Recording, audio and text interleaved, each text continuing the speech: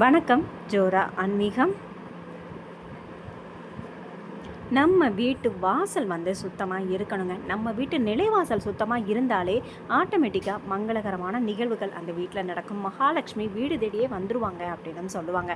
அது மட்டும் இல்லை, தேவையில்லாத பொறாமை எண்ணத்தோடு ஒருத்தங்க இருக்காங்க அப்படின்னா கண்டிப்பாக அந்த மாதிரி எண்ணங்கள் வீட்டுக்குள்ளே வரவிடாமல் இந்த பொருள் கண்டிப்பாக தடுக்குங்க.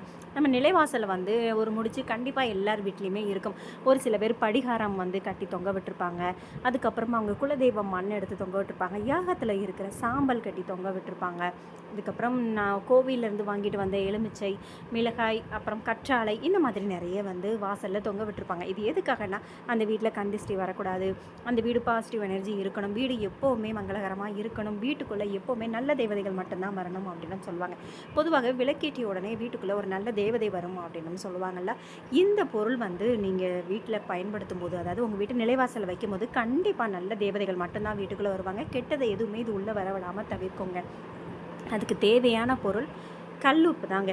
கல்லுப்பு மகாலட்சுமி அம்சம் பொருந்தியது அப்படின்னு நம்ம எல்லாருக்குமே தெரியும். அதாவது வெள்ளிக்கிழமை தோறும் மகாலட்சுமி முன்னாடி கல்லுப்பு வைக்கிறது, அதுக்கு முன்னாடி ஒரு தீபம் ஏற்றுறது. கல்லுப்பு வீடு துடைக்கிறதுக்கு பயன்படுத்துவாங்க. அதாவது பாசிட்டிவ் எனர்ஜி கொண்டு வரும். அதுக்கப்புறம் வடகிழக்கு பகுதியிலேயே நான் ஒரு கிளாஸில் தண்ணி அப்புறம் கல்லுப்பு போட்டு வைங்க, வீடு பாசிட்டிவ் எனர்ஜியாக இருக்கும், பணவரவு வரும் அப்படின்னு கூட ஒரு பதிவில் சொல்லியிருக்கேன். அப்பேற்பட்ட கல்லுப்பு கொஞ்சம் நீங்கள் எடுத்துக்கோங்க. கல்லுப்பு அதிகமாக வீட்டில் பயன்படுத்தும் போது நிச்சயமாக அந்த வீடு மங்களகரமாக இருக்கும். மகாலட்சுமி வரவு கொண்டான ஒரு பொருள் அப்படின்னு சொல்லுவோம். அதனால தான் பூஜை அறையிலையும் சரி, கண் திருஷ்டி விழக்கூடாது அப்படிங்கிறதுக்காக ஒரு சில பேர் பவுல் நிறைய வச்சு வாசலில் கூட கொண்டு வைப்பாங்க. ஏன்னா கெட்ட எனர்ஜி எதையுமே உள்ளே வர விடாமல் இந்த கல்லுப்பு அப்சர்வ் பண்ணிடும் அப்படின்னு சொல்லுவாங்க. அதுக்கப்புறம் இதுக்கு தேவையான இன்னொரு பொருளும் சொல்கிறேங்க. அந்த பொருள் பணம் ஈர்ப்பு தன்மைக்கு அதிகமான ஒரு பொருள் தாங்க. அதுதான் பச்சை கற்பூரம். இந்த பொருள் பணவசியத்துக்கு அதிகமாக பயன்படுத்தப்படக்கூடியது. இது ஒரு பேக்கெட் 20 ரூபா 50 ரூபா அப்படி தான் சொல்லுவாங்க. கல்லுப்பு நம்ம எந்த அளவுக்கு பயன்படுத்துகிறோமோ அதே அளவுக்கு பச்சை கற்பூரமும் தாராளமாக பயன்படுத்தலாம். ஏன்னா திருப்பதியில் பெருமாளுக்கு இது தான் அதிகமாக பயன்படுத்துவாங்க அப்படின்னு கூட சொல்லுவாங்க. பச்சை கற்பூரம் ஒரு வீட்டில் எந்த அளவுக்கு அதிகமாக பயன்படுத்தமோ அந்த அளவுக்கு அந்த வீட்டில் பணம் ஈர்ப்பு தன்மை அதிகமாக இருக்கும். அதாவது பணம் அவங்களுக்கு ஒரு தேவை அப்படிங்கும்போது ஏதாவது ஒரு நல்ல வழியில் கண்டிப்பாக அந்த வீட்டுக்கு வரும். மகாலட்சுமி வரவுக்கு கல்லுப்பு எவ்வளோ முக்கியமோ அதே மாதிரி தான் பண வரவுக்கு இந்த பச்சை கற்பூரம் முக்கியம். பச்சை கற்பூரம் நம்ம வீட்டோட 4 மூலை முடுக்குலையுமே நீங்கள் வைக்கும் போதும் கண்டிப்பாக அந்த வீட்டில் கண்டிஷ்டி விழாது, பணம் ஈர்ப்பு தன்மை அதிகமாகும் அப்படின்னு சொல்லுவாங்க. அதுக்கப்புறம் இதுக்கு தேவையான பொருள் 1 ரூபாய் காயின் அல்லது 5 ரூபாய் காயின், நம்ம விருப்பம். 1 ரூபாய் அப்படின்னா நம்ம குலதெய்வத்துக்கு சார்ந்தது அப்படின்னு சொல்லுவாங்க. 5 ரூபா அப்படிங்கிறது குபேரர் மகாலட்சுமிக்கு உரியதுன்னு சொல்லுவாங்க. இந்த 2 காயினில் ஏதாவது ஒன்று எடுத்துக்கோங்க. அதுக்கப்புறம் 5 மிளகு எடுத்துக்கோங்க. மிளகு எதுக்காக அப்படின்னா திருஷ்டி வரக்கூடாது, அந்த வீட்டுக்கு பொறாமை எண்ணத்தோட யாராவது வராங்க அல்லது வெளியே இருந்து உங்கள் வீட்டை பொறாமையோடி பார்க்காங்க அப்படின்னா கண்டிப்பாக இந்த 5 மிளகு அது கை கொடுக்கும்னு சொல்லுவாங்க. மிளகை கையில் வச்சுட்டு பகையாளி வீட்டில் கூட நம்ம போய் சாப்பிட்டுட்டு வரலான்னு சொல்லுவாங்க. ஏன்னா நமக்கு பிடிக்காதவங்க ஒரு விஷயத்தை கலந்துட்டு நமக்கு சாப்பிட கொடுத்தா கூட இந்த மிளகை சாப்பிட்டோம் அப்படின்னா எப்பேற்பட்ட விஷயத்தை கூட முறிச்சிடும் அப்படின்னு சொல்லுவாங்க. அப்பேற்பட்ட சக்தி வாய்ந்த இந்த மிளகை வாசலில் கெட்டும் போதும் கண்டிப்பாக எந்த கந்திஷ்டி பொறாமை எதுவுமே அந்த வீட்டுக்குள்ளே வராது. இன்னொரு பொருள் என்ன அப்படின்னா வெள்ளி தாங்க. வெள்ளி அப்படிங்கிறது சுக்கிரனுக்கு உரிய பொருள். அப்படிங்கும்போது கண்டிப்பாக வெள்ளியை நம்ம வீட்டு வாசலில் வைக்கும்போது கண்டிப்பாக அது தங்கத்தை ஈர்த்து கொடுக்கும் அப்படின்னு சொல்லுவாங்க. பொதுவாகவே பெருமாள் இருக்கிற இடத்துல தாங்க மகாலட்சுமி இருப்பாங்க. மகாலட்சுமி இருக்கிற இடத்துல சுக்கிர பகவான் இருப்பாங்க. அப்பேற்பட்ட சுக்கிர பகவானை இந்த வெள்ளி மூலமாக நம்ம ஈர்க்கலாம் அப்படின்னு கூட சொல்லப்படுது. நான் போன தடவை இந்த காயின் தான் நான் வச்சுருந்தேன். அது உப்பில் டைரெக்டாக வச்ச உடனே கொஞ்சம் கருப்பாக ஆரம்பிச்சிருச்சு. அதனால் நான் வேறு ஒரு வெள்ளி காயின் ஒன்று எடுத்திருக்கேன். இதை தான் நான் வைக்க போகிறேன். இதை ஃபுல்லாகவே நம்ம எடுத்து முடிச்சா கெட்டி நம்ம நிலைவாசலை கட்டி தொங்க விட போகிறோம். இதுதாங்க. இதில் இன்னொரு முக்கியமான விஷயம் என்ன அப்படின்னா அமாவாசையில் தாங்க இதை கட்டணும். அதை ஞாபகம் வச்சுக்கோங்க. ஒரு சின்ன தங்கம் ஒன்று கண்டிப்பாக தேவை. அது உங்ககிட்ட சின்ன பீஸ் இருந்தாலும் சரி, அதை நல்லா வாஷ் பண்ணிவிட்டு நீங்கள் வச்சுக்கோங்க. நான் தங்கம் காயின் என்கிட்ட இருக்குது, டைரெக்டாக வைக்காமல் நான் ஒரு சின்ன பீஸ் உடஞ்சது இருந்தது, அதை வாஷ் பண்ணிவிட்டு நான் எடுத்திருக்கேன். இதை தான் நான் எப்போவுமே வாசலில் கட்டி தொங்க விட்டுருப்பேன். இது பொதுவாகவே கண் திருஷ்டி பொறாமை இது வர்றது மட்டும் இல்லை, அந்த வீட்டுக்கு பாசிட்டிவ் எனர்ஜியை கொண்டுட்டு கொடுக்கும். அதுக்கப்புறம் தேவையில்லாத தேவையில்லாத வீண் செலவுகள் கம்மியாகும். எனக்கு வந்து இதை பண்ணதுக்கப்புறம் வீண் செலவுகள் கம்மியாக ஆரம்பிச்சதுங்க. அப்புறம் இதுக்கு வந்து மஞ்சள் துணி ஒன்று கண்டிப்பாக தேவை. ஏன்னா நிலைவாசலை நீங்கள் கட்டுறதா இருந்தீங்க அப்படின்னா கண்டிப்பாக மஞ்சள் துணி தான் கட்டணும். வேறு ஏதாவது ஒரு முடிச்சு நீங்கள் பூஜைக்காக வைக்கிறதா இருந்தால் சிகப்பு துணி, வாசலில் கட்டுறதுக்கு மஞ்சள் துணி தான்.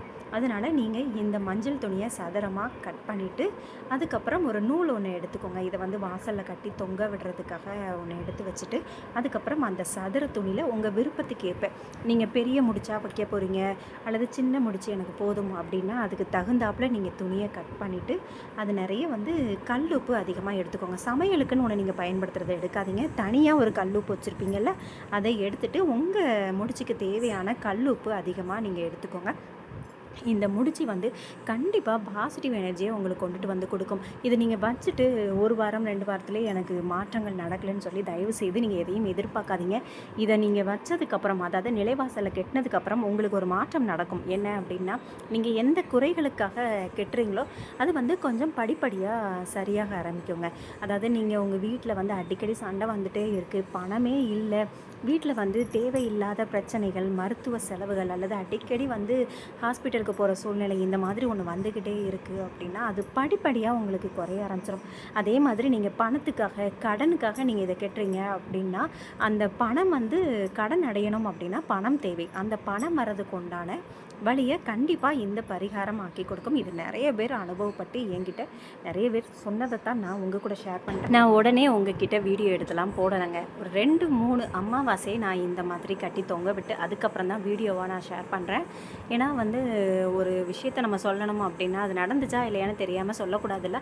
இது வந்து கண்டிப்பாக பணம் எனக்கு அதிகமாக சேர்ந்துச்சுன்னுலாம் நான் சொல்ல மாட்டேன். எங்கள் வீட்டில் வீண் செலவுகள் கொஞ்சம் குறைய ஆரம்பிச்சிது, தேவையில்லாத செலவுகள் வர ஆரம்பிச்சிது. நான் ஒரு 3 மாதம் தாங்க இதை கட்டி தொங்க விட்டுட்ருந்தேன். இது 4வது மாதமாக நான் கட்டி தொங்க விட்டுட்ருக்கேன். அதாவது நிலைவாசல் அதை கெட்டும்போது வந்து தேவையில்லாத பொறாமை, கண் திருஷ்டி இந்த மாதிரி இதுக்காக இதெல்லாம் வராது அப்படின்னு சொன்னாங்க. அதனால தான் நான் அதுக்காக கொஞ்சம் வாசலில் கெட்டினேன். ஏன்னா ஒரு சில பொறாமை, கண் திருஷ்டி இந்த மாதிரி இருந்தது அப்படின்னா அவங்க வீட்டில் தேவையில்லாமல் ஹஸ்பண்ட் ஒய்ஃப் சண்டை வரும். அப்புறம் குழந்தைகளுக்குள்ள பிரச்சனை, குழந்தைங்க நல்லா படிக்க மாட்டாங்க, குழந்தைங்க அழுதுகிட்டே இருப்பாங்க. அப்புறம் அந்த வீட்டிலேயே தேவையில்லாமல் நெகட்டிவ் எனர்ஜி இந்த மாதிரி சம்திங் நடந்துக்கிட்டே இருக்கும். அப்படி இருக்கும்போது இந்த மாதிரி ஒரு விஷயத்தை பண்ணும்போது நிச்சயமாக அது கை கொடுக்குங்க. உங்களுக்கு வந்து அந்த காயின் வைக்கும்போது அந்த உப்பில் அரிச்சிரும்ல, அதனால் நான் தனியாக ஒரு குட்டி பீஸ் மஞ்சள் துணி கட் பண்ணிவிட்டு அதில் வந்து வெள்ளி காயினும் இந்த தங்கம் அந்த பீஸையும் நான் அதில் எடுத்து வைக்கிறேன். அதை ஒரு முடிச்சா அந்த உப்போடு சேர்த்து வச்சுட்டு அதுக்கப்புறம் பெரிய முடிச்சா நான் எடுத்து கட்டி தூண்டுறேன். அப்புறம் முக்கியமானது பச்சை கற்பூரம், அதை ஞாபகமாக நீங்கள் அது உள்ளே வச்சுக்கோங்க. நான் ஒரு பீஸ் தான் வைக்கிறேன். நீங்கள் அதிகமாக பயன்படுத்தும் போது நிச்சயமாக உங்கள் வீட்டுக்கு பாசிட்டிவ் எனர்ஜி கண்டிப்பாக கை கொடுக்குங்க. ஏன்னா ஒரு வீட்டில் பாசிட்டிவ் எனர்ஜி அதிகமாக இருந்தாலே ஆட்டோமேட்டிக்காக அந்த வீட்டில் நன்மைகள் நடக்க ஆரம்பிக்குங்க. தேவையில்லாத கண் திஷ்டி, பொறாமை, அதுக்கப்புறம் இந்த பில்லி சூனியம் இதெல்லாம் சொல்லுவாங்க தெரியுமா. இதில் நம்பிக்கை இருக்கிறவங்க வாசலில் கட்டி தொங்க விடுவாங்க, நம்பிக்கை இல்லாதவங்க அந்த மாதிரி பண்ண மாட்டாங்க. நம்பிக்கை இருக்கிறவங்க இந்த மாதிரி நீங்கள் ட்ரை பண்ணி பாருங்கள். ஏன்னா நான் 3 மாதம் இந்த மாதிரி செஞ்சதுக்கப்புறம் கொஞ்சம் வீண் செலவுகள் குறைய ஆரம்பித்த உடனே தான் நான் இதை வீடியோவாக உங்களுக்கு கொடுப்போம் அப்படிங்கிறதுக்காக வீடியோ எடுத்து கொடுக்குறேன்.